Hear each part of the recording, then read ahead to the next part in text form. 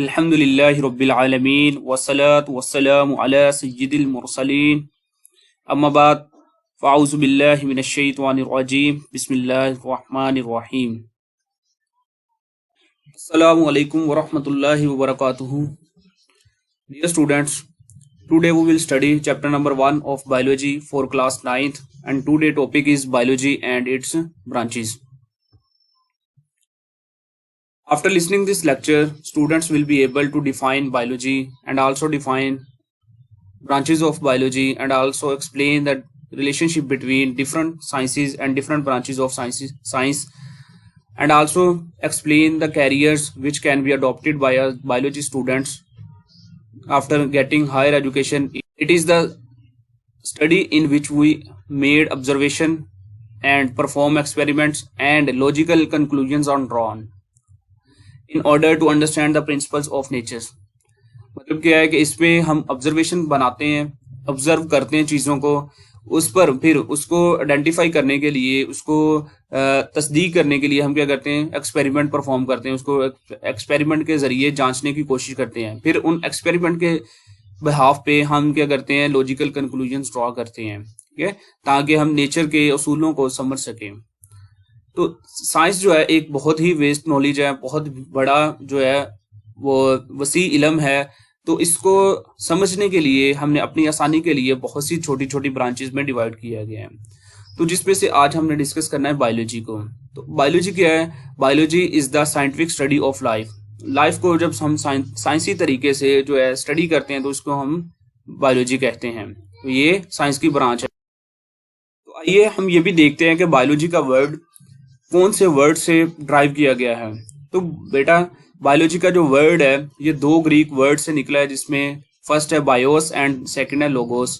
BIOS means life and logos means thought और reasoning, मतलब वजह तलाश करना, मुतालिया करना। तो लाइफ का जो है स्टडी करना, लाइफ को स्टडी करना क्या कहलाता है? बायोलॉजी कहलाता है। जैसा कि हम इसको कह भी चुके हैं कि biology is the scientific study of life. तो इसके अंदर लाइफ को साइंटिफिकली स्टडी करते हैं। तो इन वर्ड्स के मीनिंग भी यही बनते हैं जिनसे मिलके बायोलॉजी का वर्ड बना है। तो सबसे पहले हम जैसे आपने देखा होगा कि दरख्त जो है, एक दरख्त जो काफी मोटा तना होता है तो उसकी मेन एक स्टेम होता है। तो स्टेम से मजीद ब्रांचेस निकली होती हैं, आगे ब्रांचेस से फिर ब्रांचेस से निकली होती हैं। जो मेन ब्रांचेस होती हैं उनको कहते हैं डिवीजन्स। इसी तरह बायोलॉजी की जो डिवीजन्स हैं, जो मेन ब्रांचेस हैं, वो क्या है? Zoology, botany and microbiology. तो आइए सबसे पहले देखते हैं कि इन तीन जो डिवीजन्स के अंदर कौन से ऑर्गेनिज्म को हम स्टडी करते हैं। सबसे पहले जोलॉजी। जोलॉजी जू से निकला है। जू में क्या होता है? एनिमल्स होते हैं। तो एनिमल्स को स्टडी किस ब्रांच में किया जाता है, किस डिवीजन में किया जाता है, उसे कहते हैं जोलॉजी। तो बॉटनी के अंदर हम प्लांट्स को स्टडी करते हैं, प्लांट्स का स्ट्रक्चर, प्लांट्स की बायोग्राफी, प्लांट्स का जो है केमिकल रिएक्शंस होने वाले, उनके अंदर होने वाले केमिकल रिएक्शंस को स्टडी करते हैं। तो सारी चीजें प्लांट्स के बारे में जो हम स्टडी करते हैं वो बॉटनी के अंदर स्टडी करते हैं। उसके बाद है microbiology. Micro means very small, tiny particles जो होते हैं, छोटे छोटे जानदार होते हैं, उनको हम माइक्रो ऑर्गेनिज्म कहते हैं। उनको जो है हम माइक्रोबायोलॉजी के अंदर स्टडी करते हैं। तो माइक्रो ऑर्गेनिज्म ऐसे ऑर्गेनिज्म को कहते हैं जिनको हम आम आंख से नहीं देख सकते। उनको देखने के लिए क्या जरूरत पड़ती है? माइक्रोस्कोप की जरूरत पड़ती है। तो आइए नेक्स्ट हम देखते हैं बायोलॉजी की ब्रांचेस। कौन कौन सी ब्रांचेस हैं जिनको हम बायोलॉजी के अंदर स्टडी करते हैं। तो एक एक करके हम इनकी डिटेल करेंगे। हम कोशिश करेंगे कि जितनी जल्दी हो सके इसको वाइंड अप करें। सबसे पहले मॉर्फोलॉजी। ये वर्ड मॉर्फ से निकला है। Morph mean shape. इसके अंदर ऑर्गेनिज्म की शेप्स को डिस्कस किया जाता है, उसका स्ट्रक्चर देखा जाता है, आउटर स्ट्रक्चर, इंटरनल स्ट्रक्चर को इसमें डिस्कस किया जाता है। सिर्फ और सिर्फ एक्सटर्नल स्ट्रक्चर की बात की जाती है, शेप की बात की जाती है इस ब्रांच के अंदर। अच्छा, ये जितनी भी हम ब्रांचेस पढ़ेंगे ये तमाम डिवीजन्स के अंदर जो है वो पाई जाती हैं। फॉर एग्जांपल अगर हम एनिमल्स की शेप या उसका स्ट्रक्चर देखते हैं तो इसका मतलब हम उसको जोलॉजी के अंदर स्टडी कर रहे हैं। अगर प्लांट्स की देखते हैं तो इसका मतलब हम बॉटनी को स्टडी कर रहे हैं। इसी तरह अगर किसी माइक्रो ऑर्गेनिज्म की शेप और स्ट्रक्चर को डिस्कस करते हैं तो वो हम माइक्रोबायोलॉजी के अंदर उसको देखते हैं। तो इसी तरह ये सारी ब्रांचेस तमाम डिविजन्स के अंदर पाई जाती हैं। नेक्स्ट देखते हैं एनाटॉमी। एनाटॉमी के अंदर हम इंटरनल स्ट्रक्चर, किसी भी ऑर्गेनिज्म का इंटरनल स्ट्रक्चर को स्टडी करते हैं। नेक्स्ट है हिस्टोलॉजी। हिस्टोलॉजी के अंदर माइक्रोस्कोपिक स्टडी करते हैं टिश्यूज की, तो टिश्यूज का माइक्रोस्कोपिक जो है स्टडी जो है इसको हिस्टोलॉजी कहते हैं। नेक्स्ट है सेल बायोलॉजी। सेल और सेल ऑर्गेनेलिज को स्टडी करना क्या कहलाता है? सेल बायोलॉजी कहलाता है। तो इसके अंदर सेल की डिवीजन को भी देखते हैं। सेल की डिवीजन के अंदर जो है माइटोसिस और मियोसिस को डिस्कस करते हैं। नेक्स्ट है फिजियोलॉजी। फिजियोलॉजी फंक्शन के लिहाज में होती है। इसके अंदर क्या करते हैं हम, किसी भी बॉडी पार्ट्स के फंक्शन को हम डिस्कस करते हैं कि कैसे कोई भी बॉडी ऑर्गन जो है वो अपना फंक्शन परफॉर्म कर रहा है, उसका स्ट्रक्चर और उसकी जो है फंक्शनैलिटी जो है उनको आपस में रिलेट करने की कोशिश करते हैं। नेक्स्ट है जेनेटिक्स। जैसे जीन से ही वाज़ेह हो रहा है कि ये हमारे जेनेटिक मटेरियल से रिलेट करती है, तो इसके अंदर हम इनहेरिटेंस को स्टडी करते हैं। इनहेरिटेंस क्या है? Inheritance is the transformation of characteristics from one generation to another generation. मतलब एक नस्ल से दूसरी नस्ल में खसूसियत का मुंतकिल होना इनहेरिटेंस कहलाता है। तो वो किसके जरिए होता है? हमारे जेनेटिक मटेरियल की वजह से, डीएनए की वजह से। तो इस इनहेरिटेंस को और जेनेटिक मटेरियल को जो है हम जेनेटिक्स के अंदर स्टडी करते हैं।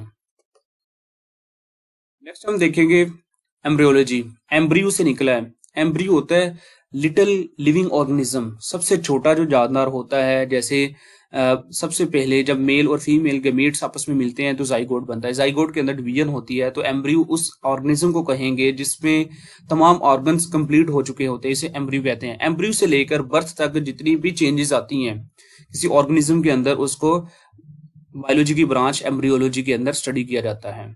नेक्स्ट है टेक्सोनोमी। टेक्सोन से निकला है। टेक्सोन का मतलब होता है ग्रुप। तो इसके अंदर ऑर्गेनिज्म की ग्रुपिंग की जाती है। ग्रुप्स को किस बुनियाद पे ग्रुपिंग की जाती है? उनके अंदर पाई जाने वाली कैरेक्टरिस्टिक्स की बुनियाद पे हम उसको डिफरेंट ग्रुप्स में डिवाइड करते हैं। बाज जो ऑर्गेनिज्म आपस में बहुत ज्यादा मुशाबहत रखते हैं, सेम कैरेक्टरिस्टिक्स रखते हैं, उनको एक ग्रुप में रखा जाता है। जो डिफरेंट कैरेक्टरिस्टिक्स रखते हैं उनको डिफरेंट ग्रुप्स के अंदर रखा जाता है। नेक्स्ट है पैलियोंटोलॉजी। ये रिलेट करती है फॉसिल से। इसमें हम फॉसिल्स को स्टडी करते हैं। अब क्वेश्चन है कि फॉसिल्स क्या होते हैं? फॉसिल्स नापैद हो जाने वाले जानदारों की बाकियात होती हैं। मतलब खुदाई के दौरान किसी ऑर्गेनिज्म का कोई बॉडी पार्ट्स मिलता है या पूरी बॉडी का स्ट्रक्चर मिल जाता है, तो उसको क्या बोलते हैं? फॉसिल बोलते हैं। जैसे डायनासोर की आप एग्जांपल है आपके सामने, तो उसका जो स्ट्रक्चर है वो देख के हम उसके साइज का, उसके जो है लाइफ का, उसके जो है दुनिया के ऊपर पाए जाने की उम्र का जो है अंदाजा लगा सकते हैं। नेक्स्ट है इन्वायरमेंटल बायोलॉजी। इसके अंदर हम लिविंग ऑर्गेनिज्म जिस इन्वायरमेंट के में रहता है उसकी खसूसियात को डिस्कस करते हैं। उसके लिविंग और नॉन लिविंग जो फैक्टर्स है उनको डिस्कस करते हैं, उनकी खसूसियात को देखते हैं। जैसे टर्रेस्ट्रियल एनिमल्स की का इन्वायरमेंट डिफरेंट होता है, जो एक्वेटिक इन्वायरमेंट है वो डिफरेंट होता है। तो इसमें डिफरेंट ऑर्गेनिजम्स के जो इन्वायरमेंट को डिस्कस किया जाता है। Next socio biology. सोशल से निकला है। सोशल मतलब मुआशरा। बहुत से ऑर्गेनिज्म ऐसे हैं दुनिया के ऊपर पाए जाते हैं जो आपस में एक दूसरे से कोऑपरेट करते हैं, तो एक ग्रोह के अंदर रहते हैं, एक दूसरे का सहारा बनते हैं। तो इसके अंदर हम जानदारों के सोशल बिहेवियर को जो है वो डिस्कस करते हैं, उसको स्टडी करते हैं। जैसे चूंटियां हैं वो एक कतार में चलती हैं, मतलब उसमें डिवीजन ऑफ लेबर होती है। खुराक एक जगह से दूसरी जगह पे पहुंचानी है, तो वो पूरी एक कतार में तमाम चूंटियां अपना अपना जो है काम जो है सरंजाम देती हैं। उसके बाद है पैरासाइटोलॉजी। पैरासाइट से निकला है। पैरासाइट्स को स्टडी किया जाता है। पैरासाइट्स ऐसे ऑर्गेनिजम्स होते हैं जो रहते तो दूसरे ऑर्गेनिज्म के ऊपर हैं, जो जिसे होस्ट बोलते हैं, लेकिन बदले में क्या करते हैं? उनको नुकसान पहुंचाते हैं। तो उनसे खुराक भी हासिल करते हैं, रहने के लिए जगह भी हासिल करते हैं, बदले में उनको नुकसान पहुंचाते हैं। ऐसे ऑर्गेनिज्म को जिस ब्रांच के अंदर डिस्कस किया जाता है, स्टडी किया जाता है, उसको पैरासाइटोलॉजी कहते हैं। नेक्स्ट हम डिस्कस करेंगे बायोटेक्नोलॉजी। बायोटेक्नोलॉजी ये जदीद ब्रांच है बायोलॉजी की। इसके अंदर मुख्तलिफ छोटे ऑर्गेनिजम्स को या उनकी मशीनरी को हम इंसानी फलाह के लिए इस्तेमाल करते हैं। जैसे आपने इंसुलिन सुना होगा वर्ड। इंसुलिन जो है ये डायबिटीज के पेशेंट्स जो होते हैं, शुगर के पेशेंट्स जो होते हैं, उनको लगाई जाती है। अच्छा, ये बनाते कैसे हैं? ये बैक्टीरिया के अंदर जीन इंसर्ट करके उनसे अपनी मखसूस प्रोटीन बनाई जाती है, जिसे इंसुलिन कहते हैं। तो ये इंसान के फायदे के लिए इस्तेमाल होती है, जिसे जो है बायोटेक्नोलॉजी के अंदर स्टडी किया जाता है।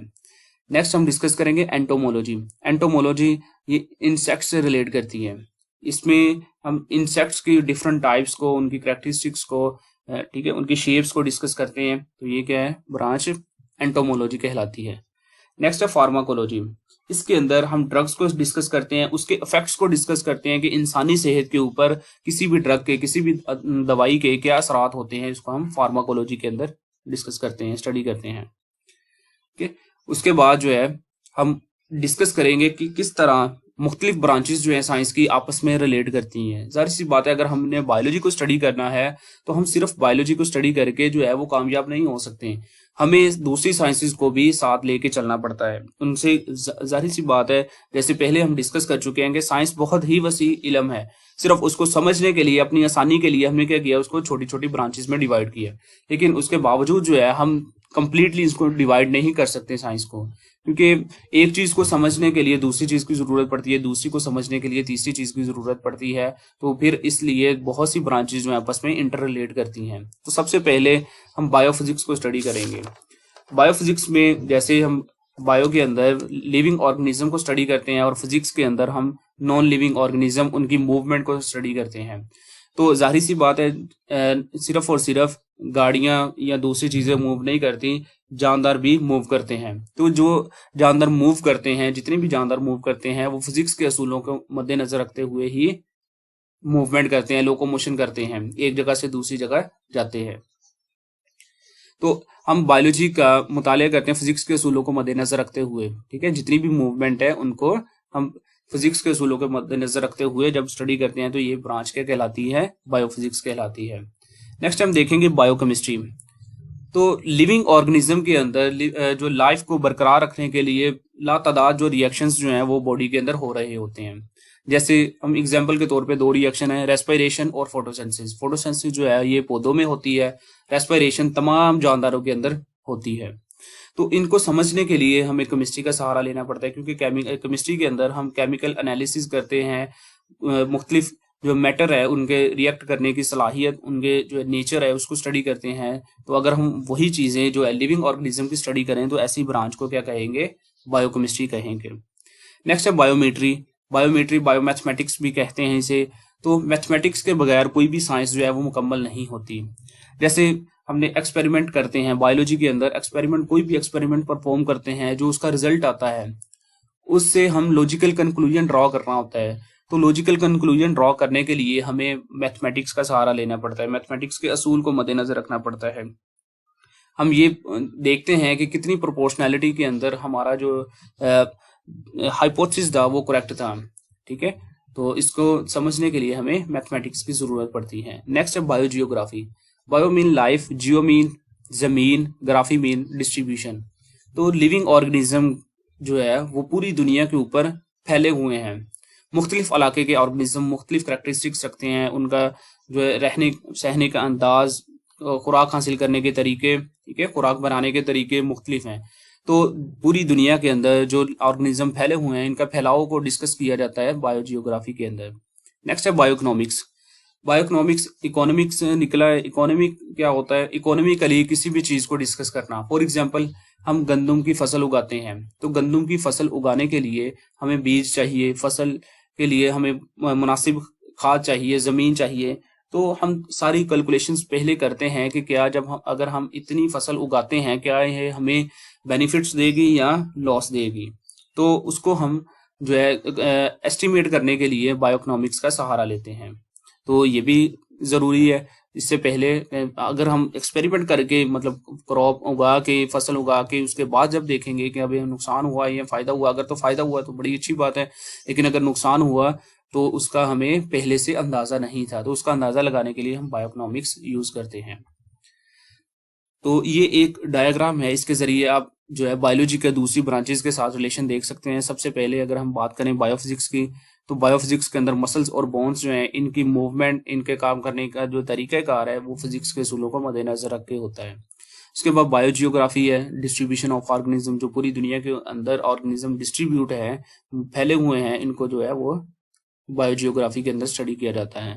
बायोकेमिस्ट्री के अंदर जैसे पहले भी मैं एग्जांपल दे चुका हूँ, फोटोसिंथेसिस और रेस्पिरेशन जो है, इसको हम पढ़ते हैं, जितनी भी केमिकल रिएक्शंस होते हैं वो हम बायोकेमिस्ट्री में डिस्कस करते हैं। नेक्स्ट है बायोइकोनॉमिक्स। बायोइकोनॉमिक्स में बेनिफिट्स और लॉसेस जो है इनको हम डिस्कस करते हैं। फायदा होगा या नुकसान होगा किसी भी काम करने के लिए, किसी एक्सपेरिमेंट को परफॉर्म करने के लिए। उसके बाद है बायोमैथमेटिक्स, बायोमेट्री जिसे कहा है हमने। बायोमेट्री के अंदर क्या किया जाता है, डाटा का एनालिसिस किया जाता है। जैसे कोई भी एक्सपेरिमेंट परफॉर्म किया तो उससे हमें कोई ना कोई रिजल्ट कंक्लूड करना होता है, ठीक है। आया कि जो हमने ऑब्जर्वेशन की थी, क्या वो हमारी ऑब्जर्वेशन ठीक थी या गलत थी, उसका एनालिसिस जो है वो बायोमैथमेटिक्स को मद्देनजर रख के किया जाता है। नेक्स्ट हम डिस्कस करेंगे कैरियर्स इन बायोलॉजी कि अगर हम बायोलॉजी में हायर स्टडी करते हैं, हायर एजुकेशन हासिल करते हैं, तो हम कौन से कैरियर्स या कौन से प्रोफेशंस जो है अडॉप्ट कर सकते हैं। तो सबसे पहले हमारे पास है प्रोफेशन मेडिसिन एंड सर्जरी। तो मेडिसिन और सर्जरी जो है ये हम एमबीबीएस जो है इसके अंदर एमबीबीएस किया जाता है, और उसके बाद जो है एमबीबीएस के बाद हम सर्जरी में एडमिशन ले सकते हैं, मतलब ये स्पेशलाइजेशन होती है। तो इसके अंदर क्या किया जाता है, मेडिसिन के अंदर जो है हम मुख्तलिफ किस्म के मेडिसिन और मुख्तलिफ जो बीमारियां होती हैं उनकी तशखीस के लिए इंस्ट्रूमेंट जो है, उसका ट्रीटमेंट के लिए जो है जो भी इलाज चाहिए उनको स्टडी करते हैं। और सर्जरी के अंदर हम किसी भी ऑर्गन को रिपेयर करते हैं, रिप्लेस कर सकते हैं या रिमूव कर सकते हैं, ठीक है। जैसे रिमूवल ऑफ किडनी स्टोन है, ये जो है गुर्दे में से जो है पथरी को निकाला जाता है सर्जरी के जरिए, ठीक है। तो इसी तरह ट्रांसप्लांटेशन ऑफ किडनी है, लीवर है, वो किया जाता है। अच्छा, लेकिन यहाँ पे एक बात आपने याद रखनी है कि किसी भी जिस्मानी अज़ा को डोनेट करना नाजायज़ व हराम है। मतलब किसी भी इंसानी ऑर्गन को, जैसे गुर्दा है, लीवर है, ये किसी दूसरे इंसान को देना जो है जायज नहीं है, क्योंकि जितनी भी ऑर्गन है हमारे, ये अल्लाह ताला की तरफ से हमें अता किए गए हैं और अल्लाह ताला की अमानत है हमारे पास। हम इसको अपनी मर्जी से किसी को डोनेट नहीं कर सकते। नेक्स्ट है फिशरीज। फिशरीज जैसा कि फिश से निकला है, तो फिश जहाँ पे जिस मुल्क को समुंदर लगता हो, जिसमें बहुत से दरिया हो, तो वहां पे ये प्रोफेशन बहुत ही कारआमद हो सकता है। तो इसके लिए जो पाकिस्तान जो है ये बहुत ही मौजू प्लेस है, तो इसके अंदर हम इस फिश की प्रोडक्शन को बढ़ाते हैं, ठीक है। इसमें उसके जो है तादाद को कैसे बढ़ा सकते हैं, उनके मैस को कैसे बढ़ा सकते हैं, ठीक है। इसमें जो है प्रोफेशनल स्टडी करने के बाद हम इसमें जो है इसकी क्वालिटी और क्वांटिटी को बेहतर बनाने के लिए काम कर सकते हैं। तो बहुत से अदारे हैं पाकिस्तान में जो फिशरीज के मुतल्लिक जो बैचलर और मास्टर डिग्री के बाद जो है इसमें स्टडी करवाते हैं। नेक्स्ट है एग्रीकल्चर। एग्रीकल्चर के अंदर हम डिफरेंट क्रॉप्स जैसे वीट है, कॉर्न है, राइस है, इसकी बेहतर प्रोडक्शन और बेहतर क्वालिटी जो है पैदा करने के लिए काम करते हैं। इसी तरह जो है बहुत से ऑर्गेनिज्म जो है उनको फार्म्स के अंदर रखा जाता है ताकि उनसे ज्यादा से ज्यादा गोश्त या दूध जो है वो हासिल किया जा सके। तो इसकी जो है एजुकेशन जो है एग्रीकल्चर की, ये हायर सेकेंडरी के बाद, मतलब इंटरमीडिएट के बाद आप हासिल कर सकते हैं। नेक्स्ट है हॉर्टिकल्चर। हॉर्टिकल्चर ये गार्डनिंग से रिलेट है। गार्डनिंग मतलब बागबानी से तल्लक रखती है। इसमें ऑर्नामेंटल प्लांट्स और जो फ्लावरिंग प्लांट्स होते हैं इनको हम स्टडी करते हैं। मुख्तलिफ तरह के जो है बीज ऐसे पैदा करते हैं जिससे हमें मुख्तलिफ रंग के, मुख्तलिफ जो है किस्म के फूल जो है हासिल होते हैं। जो सजावट के लिए पौधे होते हैं ये इसमें स्टडी किया जाता है उनको। तो ये भी हायर सेकेंडरी एजुकेशन के बाद जो है इसमें हम एजुकेशन हासिल कर सकते हैं। नेक्स्ट है फार्मिंग। फार्मिंग के अंदर जैसे फार्म्स होते हैं, पोल्ट्री फार्म हो गया, ठीक है, कैटल फार्मिंग हो गई, तो इसके अंदर हम मुख्तलिफ जो खाद या मुख्तलिफ किस्म की खुराक जो है ये इस्तेमाल करते हैं ताकि ऑर्गेनिज्म की प्रोडक्शन बेहतर से बेहतर हो सके। अपनी पसंद की जो चीज़ें हैं, जो जैसे ब्रायलर है, ब्रायलर को जो है ये बहुत जल्द जो है वो खुराक खिला के बड़ा किया जाता है ताकि हम ज़्यादा से मिकदार में जो है वो गोश्त हासिल कर सके। इसी तरह मिल्क की प्रोडक्शन को भी बढ़ाया जा सकता है फार्मिंग के जरिए। नेक्स्ट है फॉरेस्ट्री। फॉरेस्ट से निकला है, फॉरेस्ट से मुराद जंगलात। जंगलात जैसे आप जानते हैं कि पाकिस्तान में जंगलात की बहुत ज्यादा कमी है, तो फॉरेस्ट्री से रिलेटेड जो माहिरीन होते हैं, एक्सपर्ट्स होते हैं, ये क्या करते हैं, गवर्नमेंट्स को मशवरा देते हैं कि कैसे हम जो है फॉरेस्ट की प्रोडक्शन को बढ़ा सकते हैं या पहले से जो मौजूद है उनको खत्म होने से कैसे बचा सकते हैं। मुख्तलिफ तरह के ये प्लान्स जो है ये गवर्नमेंट को देते हैं, जिस पर अमल करके जो है गवर्नमेंट मुख्तलिफ इकदाम करती हैं, पॉलिसीज बनाती हैं ताकि जंगलात को बचाया जा सके। तो इसमें भी हायर सेकेंडरी एजुकेशन के बाद जो है वो स्टडी की जा सकती है। नेक्स्ट है बायोटेक्नोलॉजी। ये जो है एडवांस फील्ड है बायोलॉजी की, इसके अंदर डिफरेंट ऑर्गेनिज्म या उनकी मशीनरी को हम इंसानी फलाह बहबूद के लिए इस्तेमाल करते हैं। तो इसका फ़ायदा क्या होता है, तो हम बहुत सी ऐसी चीज़ें जो है जो इंसानी फ़ायदे के लिए इस्तेमाल हो सकती हैं, माइक्रो ऑर्गेनिज्म को इस्तेमाल करके बना रहे हैं। चलें बच्चे, आज हमने बहुत सी चीज़ें पढ़ी, जिसके अंदर सबसे पहले हमने साइंस का तारुफ पढ़ा था, साइंस क्या है। उसके बाद बायोलॉजी के बारे में हमने पढ़ा कि ये क्या है, साइंटिफिक स्टडी ऑफ लाइफ है। उसके बाद डिवीजन्स, 3 डिवीजन्स पढ़ी थी हमने, जोलॉजी, बॉटनी और माइक्रोबायोलॉजी। उसके बाद बहुत सी ब्रांचेस को हमने डिस्कस किया, हर एक में हम डिफरेंट जो है फंक्शन को, डिफरेंट चीज़ों को जो है हम किसी भी ऑर्गेनिज्म को स्टडी करते हैं। उसके बाद हमने इंटरडिसिप्लिनरी साइंसेज, मतलब एक साइंस का, जैसे बायोलॉजी है, बायोलॉजी का दूसरी साइंसेज के साथ क्या तल्लक है, इसको हमने स्टडी किया था, डिटेल से स्टडी किया इसको भी। उसके बाद हमने कैरियर्स को डिस्कस किया कि बायोलॉजी का स्टूडेंट जो है वो कौन कौन से कैरियर्स जो है अडॉप्ट कर सकता है after getting higher education in the subject of biology. तो बेटा आपके लिए छोटा सा काम है, आपने क्या करना है, एक टेबल बनाना है। टेबल के अंदर एक तरफ ब्रांच का नेम लिखना है, दूसरी तरफ जो है वो उसमें कौन कौन सी चीज को स्टडी किया जाता है। बहुत ही आसान काम है, इंशाल्लाह मुझे उम्मीद है कि अब ये आसानी के साथ आप कर सकते हैं इसको। उसके अलावा आपने कोई से 4 कैरियर्स जो हैं उनके ऊपर नोट लिखना है। अच्छा, इनको लिखना भी है और याद भी करना है। प्यारे बच्चों, जज़ाकल्लाहु खैरा व अहसनल जज़ा। आपने, मैं उम्मीद करता हूँ कि बड़ी ही तनदही के साथ आपने लेक्चर को सुना होगा, पॉइंट्स नोट किए होंगे और इसे याद भी कर लेंगे। अल्लाह हाफिज़, अल्लाह ताला आपका हामी व नासिर हो। जज़ाकल्लाहु खैरा।